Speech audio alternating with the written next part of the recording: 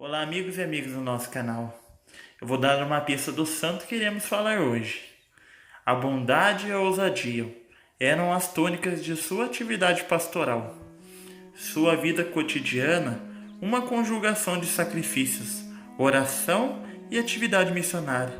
De formação militar, a providência chamaram a ser monge e mais tarde bispo. De quem iremos falar?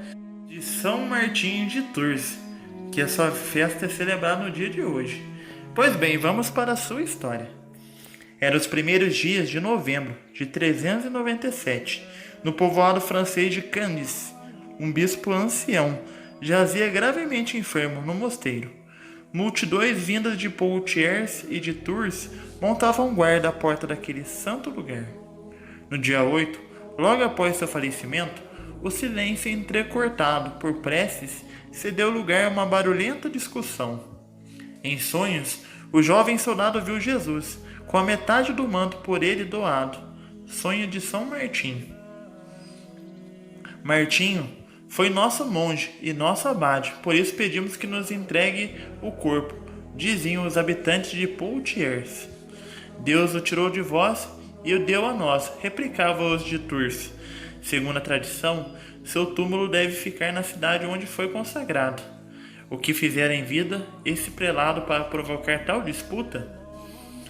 Martinho nasceu na Panônia, região situada entre a Áustria e a Hungria, em 316 ou 317. Sua família pertencia à aristocracia galo-romana e era pagã. O nome, que significa pequeno Marte, foi-lhe dado pelo pai, em homenagem ao deus da guerra. O oficial romano, do exército romano, queria proporcionar ao filho uma brilhante carreira militar. A infância de Martinho transcorreu em Ticínum, a atual Pávia. Não ficaram registrados, porém, os fatos desse período de sua vida, à exceção de um. Aos 10 anos de idade, desapareceu de casa, deixando aflitos seus progenitores. 2 dias depois, reapareceu bem alimentado e sem nenhuma marca de maus tratos. O que acontecera? A insistentes perguntas dos pais, parentes e vizinhos. Ele oferecia como resposta apenas um silêncio, envolvido em muita paz. Tempos depois se conheceria o ocorrido. O menino fora visitar os cristãos, pois almejava conhecê-los e aprender algo sobre o Deus dos mártires, dos quais muito ouvira falar. Entretanto, sentia ainda maior atração pelos homens que no Oriente deixavam tudo quando o mundo podia lhes oferecer e se retiravam para regiões desérticas, a fim de levar uma vida de ascese e muita oração. A cada dia aumentava o seu desejo de unir-se a esses anacoretas, que fosse no Egito, na Síria ou onde Deus quisesse o conduzir. Restava-lhe, porém, um longo caminho a percorrer até atingir esse ansiado objetivo. Aos 15 anos, viu-se obrigado a entrar no exército, devido a um edito imperial. Divergem os historiadores sobre a duração do seu serviço militar. Alguns julgam ter permanecido no exército o tempo então exigido, 25 anos. Como soldado da guarda imperial, passou em Amiens, a maior parte de sua vida castrense. Aconteceu ali o célebre episódio que ficou imortalizado nas páginas hagiográficas de Martinho e em inúmeras obras de arte. Durante o rigoroso inverno de 335, o santo passava por uma das portas da cidade, quando avistou um mendigo, tremendo de frio, o qual estendeu-lhe a mão, pedindo auxílio. Não tinha dinheiro para dar-lhe, mas sem titubear, sacou a espada, dividiu ao meio sua capa, de frio, e entregou uma parte ao infeliz. Nesta noite, o jovem soldado viu em sonho Cristo Jesus, vestido com a metade do agasalho por ele doado, e ouviu dizer com voz forte a uma multidão de anjos: Martinho, que é apenas catecúmeno, cobri-me com este manto.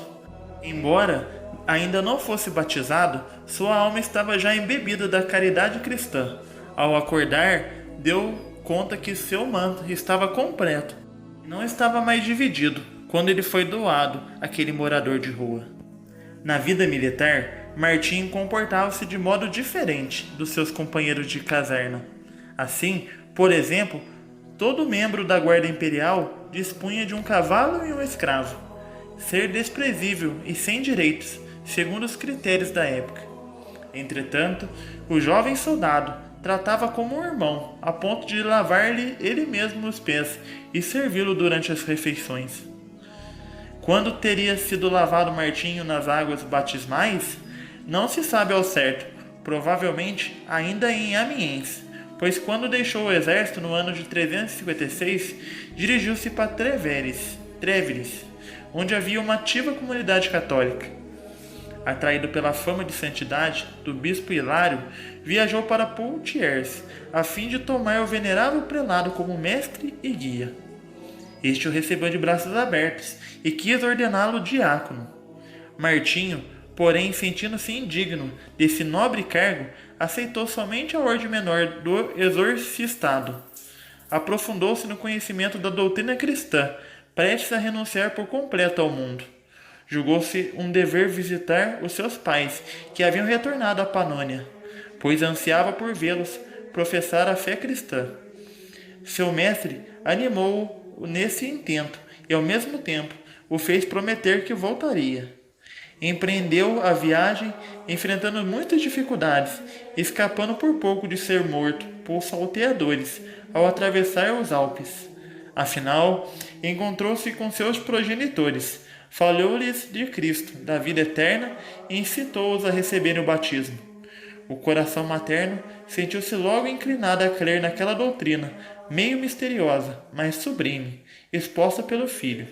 O pai, entretanto, se manteve obstinado nos costumes pagãos.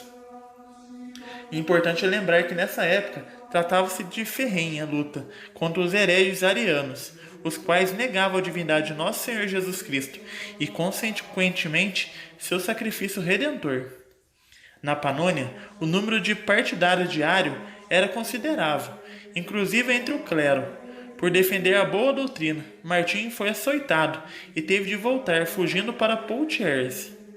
A caminho dessa cidade, tomou conhecimento de que Santo Hilário havia sido exilado na Frísia pelo imperador Constâncio, por ter se negado a assinar o decreto exigindo a condenação de Santo Atanásio, o mais implacável adversário da heresia ariana. Martinho sofria pela ausência do venerável Hilário e a incerteza de reencontrá-lo.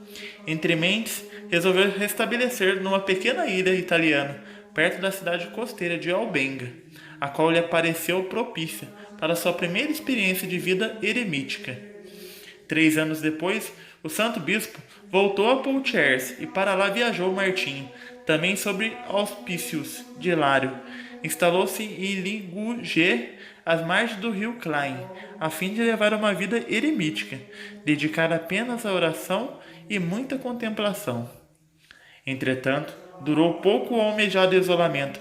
Atraídos por seu bom exemplo, numerosos cristãos reuniram-se em torno dele, formando a pequena comunidade que deu origem ao primeiro mosteiro, instituído em terras francesas. Nessa época, a fama de santidade de Martinho já era grande, e Santo Hilário conseguiu, afinal, persuadi-lo a aceitar as ordens maiores. Fortuitamente, Martinho ausentava-se de Ligugé para visitar o santo bispo, a quem considerava ser verdadeiro pai, pois era nesse convívio pervadido de veneração pelo mestre que o discípulo preparava-se sem saber para a realização dos desígnios da providência. Em 371, 4 anos após a morte de Santo Hilário, faleceu Lidório, bispo de Tours. Martinho foi convidado a assumir essa sé episcopal, mas recusou de imediato. Não via como conciliar a vida eremítica com os encargos de um pastor da igreja. Mas se por um lado estava ele resolvido a rejeitar o cargo, mais decididos estavam os cristãos de Tours a fazê-lo aceitar. Certo dia, um de seus habitantes foi a Ligugé e pediu-lhe de joelhos para ir com ele até a cidade e curar sua esposa enferma. Sempre disposto a socorrer o próximo, o santo eremita sentiu-se na obrigação de acompanhar aquele homem. Durante o percurso, 3 dias de caminhada, foi se juntando a eles uma multidão cada vez mais numerosa. Já nas proximidades de Tours, todas as pessoas que o rodeavam manifestavam o mesmo desejo. Martinho é o mais digno do episcopado. Feliz a igreja que tiver um bispo como ele. Somente então deu-se conta de ter caído numa armadilha. No exercício do munus episcopal, mostrou infatigável zelo pelo rebanho confiado pelo Senhor aos seus cuidados. Não esperava o povo vir ao seu encontro.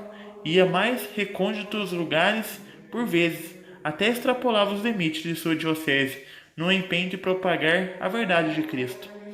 Recebeu nessa época a visita de um advogado recém-convertido ao cristianismo, Sulpício Severo, o qual, impelido pela sua fama de santidade, quis vê-lo pessoalmente. Não foi decepcionado em suas expectativas. Conta ele a confusão que sentiu quando o santo bispo, antes de uma refeição, lavou-lhe as mãos e já tinha na véspera lhe lavado os pés. Não pude opor-me nem contradizê-lo. Era tal sua autoridade que a recusa teria sido um sacrilégio. Sulpício decidiu ser seu discípulo e escrever sua biografia. Passou a acompanhá-lo por toda parte, analisando com amor e admiração todos os fatos que presenciava, os quais transmitiu à posteridade num livro muito popular na Idade Média, intitulado Vida de São Martinho. Contudo, as obrigações episcopais não afastaram de seu ideal. Sempre desejou de contemplação e oração, mandou construir não muito longe da cidade uma cela onde se recolhia de tempos em tempos, tal como em Ligugê. Juntaram-se a ele numerosos discípulos, e acabou formando-se naquele local outra comunidade cenobítica, o famoso mosteiro de Mamoutier. Ali, São Martinho dava grande ênfase à caridade fraterna, o convívio entre homens consagrados a Deus por amor ao mesmo ideal precisava ser isento de rixas e rivalidades. A vida comunitária devia formar varões dispostos a todas as intrepidezes a serviço da igreja. Aquele mosteiro não tinha constituições escritas, mas sim uma regra viva, o exemplo do fundador. Como nos outros cenobíticos, surgidos sob a inspiração do Santo Bispo, em Mamoutier dava-se prioridade à oração. O trabalho, naquela época, era considerado como uma ocupação inferior, e por isso dedicavam-se a ele apenas os monges mais jovens, os quais dividiam o tempo de oração com o ofício de copista. Ninguém podia possuir, comprar ou vender nada. A túnica feita de pele de camelo, a abstinência do vinho nas refeições, assinalava um rompimento definitivo com o mundo. O santo bispo não temia morrer, nem recuava diante do combate da vida, mas abandonava-se nas mãos de Deus. Mamoutier tornou-se um centro de formação para clérigos e monges. Sua fama espalhou-se tanto que todas as partes chegavam pedidos ao fundador para que enviasse seus filhos espirituais. Na idade de ouro dos padres da igreja, São Martinho não se destacou como homem de grande cultura, nem pela discussão de temas doutrinários cadentes. Para isso, Deus suscitara outros santos varões. Dele quis a providência árduos esforços de evangelização. Narra a historiadora Regine Pernoldi, com efeito é visto constantemente pelos caminhos, que atravessando campos e bosques, conduz a algum povoado. Percorre-os quando vai destruir templos pagãos, ou dissuadir os camponeses de adorar as árvores e as fontes. Pregava oportuna e importunamente, não só a multidões, mas também a grupos reduzidos.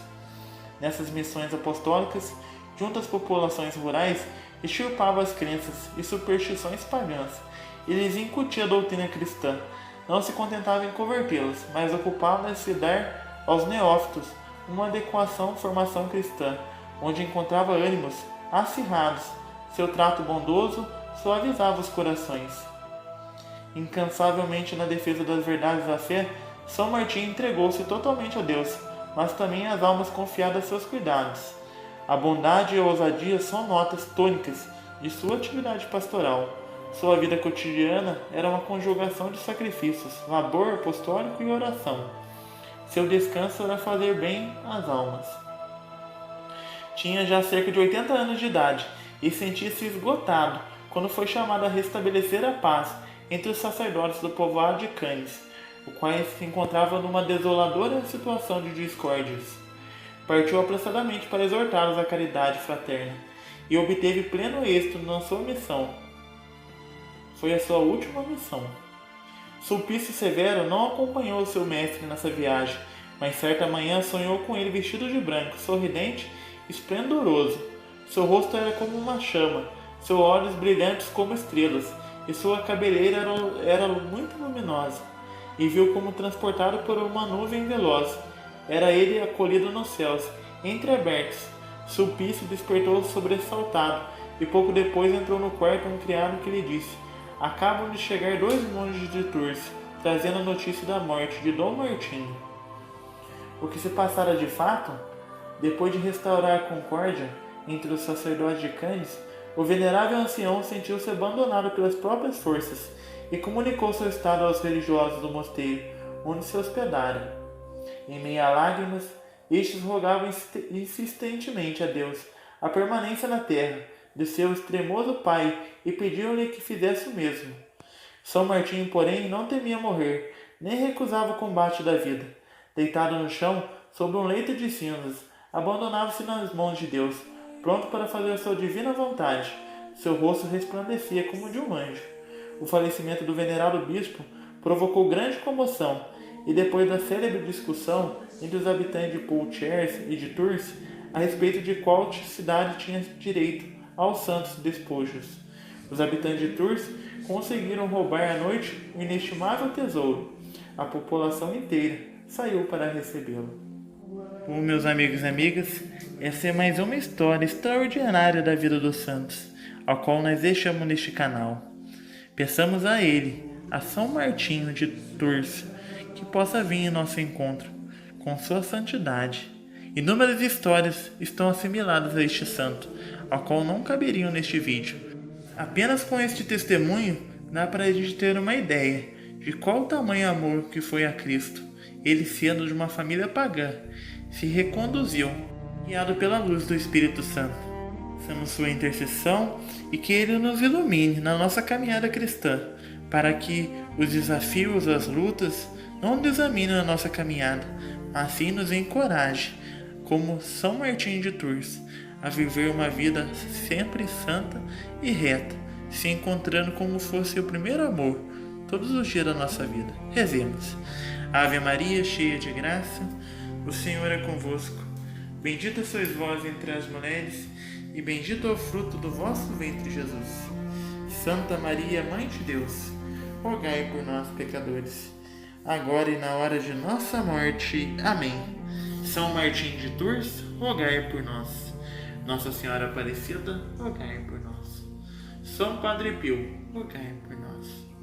Muito obrigado pela sua companhia. Até o próximo vídeo. Fique com Deus, com as bênçãos da Virgem Maria.